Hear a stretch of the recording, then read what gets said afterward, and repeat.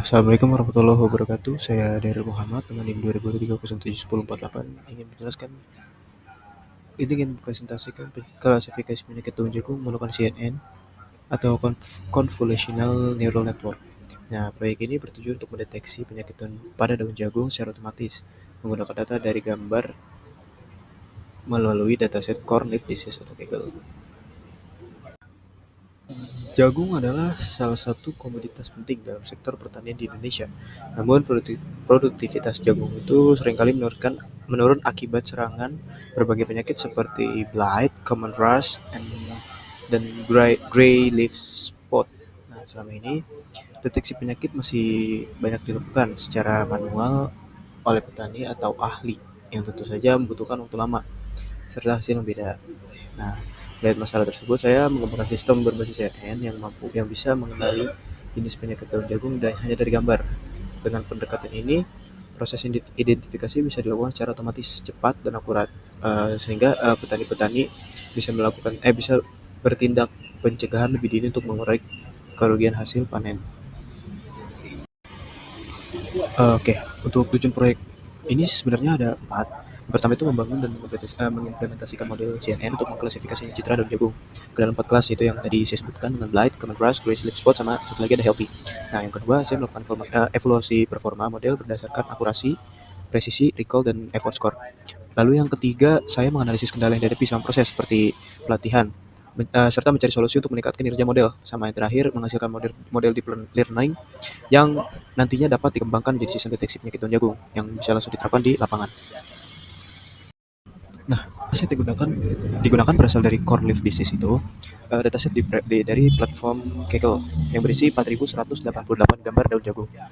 Semua gambarnya berformat RGB 128 kali 128 pixel, lalu terbagi dalam 4 kelas penyakit.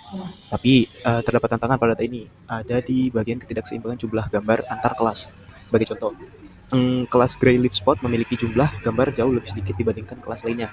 Nah, ini memengaruhi proses pelatihan karena model bisa saja fokus untuk mengenali kelas yang datanya lebih banyak. Nah, tantangan ini kemudian saya tangani dengan teknik augmentasi data agar distribusinya lebih seimbang. Ya, untuk model CNN yang digunakan terdiri dari beberapa komponen utama. Lapisan pertama ada conv2d layer yang berfungsi untuk mengekstraksi fitur-fitur penting dari gambar daun jagung seperti bentuk, pola, tekstur. Dan selanjutnya ada max polling layer yang berperan mengurangi dimensi data tanpa kehilangan informasi penting, sehingga model menjadi lebih efisien. Kemudian digunakan batch normalization yang membantu mempercepat proses pelatihan dan menjaga kestabilan model agar tidak mudah overfitting.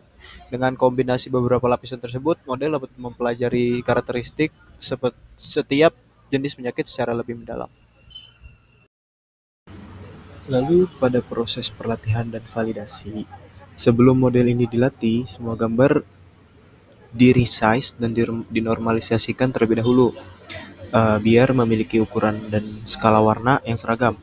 Lalu proses pelatihan ini dilakukan selama 30 epoch dengan menggunakan teknik early stopping, yang artinya pelatihan akan berhenti lebih awal jika model sudah mencapai performa optimal untuk mencegah overfitting. Nah, setelah pelatihannya selesai, model ini diuji menggunakan data validasi, dan hasilnya diukur menggunakan metrik seperti akurasi dan F1 score untuk menilai seberapa baik sih model ini mengenali kelas penyakit. Pada slide yang ini saya menjelaskan hasil evaluasi dari model CNN yang telah dilatih untuk mengenali penyakit daun jagung. Pertama, kita lihat dua grafik di bagian atas. Grafik sebelah kiri menunjukkan akurasi antara data training dan data validasi. Garis biru adalah hasil penelitian, yang oranye itu hasil validasi. Keduanya naik stabil hingga sekitar epoch ke-25 dan kemudian mulai conversion atau menurun perlahan.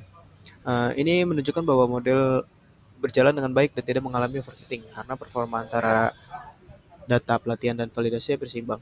Lalu grafik sebelah kanan kita lihat nilai loss untuk data training dan validasi. Kedua garis sama-sama menurun tajam di awal dan terus stabil di angka yang rendah, yang menandakan bahwa kesalahan prediksi model semakin kecil dari waktu ke waktu. Kemudian di bagian bawah ada conversion matrix yang menunjukkan bagian model memprediksi setiap kelas penyakit. Kotak diagonal berwarna biru tua menunjukkan prediksi yang benar. Misalnya, untuk kelas common rust, model mampu mengenali 260 gambar dengan benar dan hampir tidak ada kesalahan. Untuk healthy, hasilnya juga sangat baik. Ada 231 gambar terdeteksi benar. Sementara yang blight dan gray leaf spot memiliki sedikit kesalahan, terutama gray leaf spot yang datanya lebih sedikit dan memiliki pola daun yang mirip dengan penyakit lain. Wajar karena datasetnya memang tidak seimbang. Secara keseluruhan, akurasi model mencapai 92% dengan nilai precision 0,92% dan 0,92 dan recall 0,91. Artinya semua gambar yang diprediksi model 92% benar, dan model juga berhasil mengenali 90% dari semua gambar yang benar-benar masuk ke dalam kelas penyakit tersebut. Kendala yang dihadapi apa sih selama proses penelitian? Ya, ada beberapa tantangan yang cukup signifikan. Pertama, tidak seimbangan jumlah data antar kelas, terutama pada gray leaf spot itu. Nah, yang kedua, kemiripan visual antar penyakit. Lalu yang membuat model kesulitan membedakan satu penyakit dengan penyakit lain. Terus yang ketiga itu ada variasi pencahayaan pada gambar dataset. Itu mempengaruhi kualitas fitur yang dipelajari model. Nah, sebenarnya kendala-kendala ini menjadi dasar untuk melakukan optimasi di tahap selanjutnya. Oke, peningkatan hasil model ada beberapa langkah yang saya akan lakukan. Yang pertama itu menerapkan augmentasi data lanjutan biar distribusi datasetnya lebih seimbang. Lalu yang kedua melakukan optimasi hyperparameter untuk meningkatkan akurasi dan stabilisasi model. Nah, selain itu saya juga berencana nih untuk mencoba model arsitektur yang lebih dari EfficientNet atau MobileNet agar sistem bisa dijalankan pada perangkat dengan spesifikasi rendah, misalnya kayak smartphone atau sistem pertanian otomatis. Lalu langkah terakhir saya melakukan evaluasi pada data nyata real test set untuk memastikan model benar-benar siap digunakan di dalam lapangan. Ya, kesimpulan saya secara keseluruhan proyek ini berhasil membangun model CNN dengan tingkat akurasi 92%, berarti menunjukkan performa tinggi dalam mengklasifikasi penyakit daun jagung. Nah, dengan potensi penerapan di dunia nyata, model ini sepertinya bisa menjadi dasar pengembangan sistem deteksi dini berbasis citra digital yang mampu membantu petani memantau kondisi tanaman mereka secara lebih efisien dan akurat.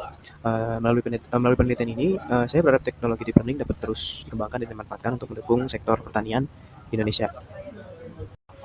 Iya, sekian presentasi dari saya. Kurang lebihnya saya mohon maaf. Assalamualaikum warahmatullahi wabarakatuh.